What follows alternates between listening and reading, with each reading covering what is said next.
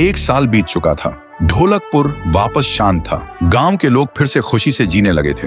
हर पूर्णिमा को लोग एक दिया जलाकर ठुन ठुन ठुन साहुर को याद करते थे। पर एक रात कुछ ऐसा हुआ जो फिर से सब कुछ बदल के रख दिया। लाशें फिर से मिलने लगी। हर 2 दिन बाद किसी न किसी के घर के सामने एक कटी हुई लाश पड़ी होती। गांव फिर से कांप उठा। एक दिन सब लोग महाराज के पास पहुंचते हैं और रो रो कर गांव की घटनाओं के बारे में बताते हैं। रात को महाराज 2 सेनापतियों से कहते हैं, जाओ और खोजो इस कांड के पीछे कौन है। लेकिन सुबह सिर्फ उनकी लाशें लौट कर आईं। एक का सिर था ही नहीं, दूसरे के पैर कट चुके थे। महाराज समझ गए कुछ तो लौट आया है, कुछ जो सिर्फ मौत का खेल खेल रहा है। और फिर कहते हैं, अब इस जंग का सामना मुझे ही करना होगा। उसी रात महाराज चुपके से गांव में आते हैं और एक पेड़ के पीछे खुद को छुपा लेते हैं। और ठीक रात के 2:30 बजे अचानक कहीं से धुआं छा जाता है और उस धुएं के अंदर से एक आवाज आती है,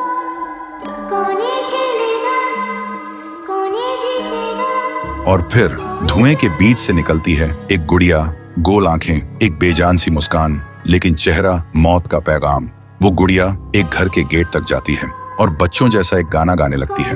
उसके गाने की आवाज सुनकर एक आदमी बाहर आता है और अगले ही पल वो गुड़िया उसका सिर चबा जाती है। वो आदमी तड़प तड़प के वहीं जमीन पर गिर जाता है। महाराज सब कुछ देखते हैं। उनकी आंखें भर जाती हैं। उन्हें समझ आ जाता है इसके सामने जाना मतलब खुद का अंत लिखना है। अगली सुबह गांव के लोग इकट्ठा होते हैं। महाराज कहते हैं, ये पिछले भूत से भी ज्यादा डरावनी है।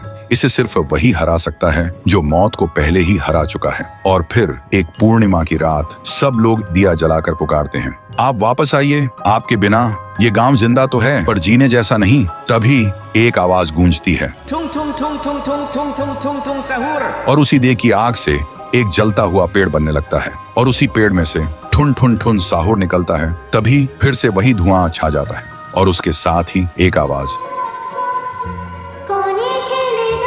सब लोग घुटनों के बल गिर जाते हैं और कांपती आवाज में बोलते हैं, हमें बचाइए, वो आ गई है। ठुन ठुन ठुन साहुर एक जोरदार जंप करता है और सीधा उस धुएं में घुस जाता है और शुरू होती है एक आखिरी जंग। ठुन ठुन ठुन साहुर और गुड़िया की। जमीन कांपने लगती है, आसमान से बिजली गिरती है और जब धुआं हटता है तो दिखाई देता है गुड़िया बिखर चुकी थी। हाथ अलग, सिर अलग, पैर अलग। और तब से गांव में फिर से एक नई सुबह हुई। महाराज मुस्कुराए, गांव वाले जीने लगे और उस दिन के बाद ठुन ठुन ठुन साहुर सिर्फ एक भूत नहीं रहा, गांव का रक्षक बन गया। लेकिन उसी रात कुछ ऐसा हुआ जो किसी को भी पता नहीं चला। गुड़िया का सिर, हाथ, पैर अपने आप जुड़ने लगे थे और फिर वो वहां से चली गई। तो दोस्तों, अगर आप देखना चाहते हैं पीहू वर्सेस गुड़िया तो इस वीडियो को 1 लाख लाइक्स तक पहुंचा दो।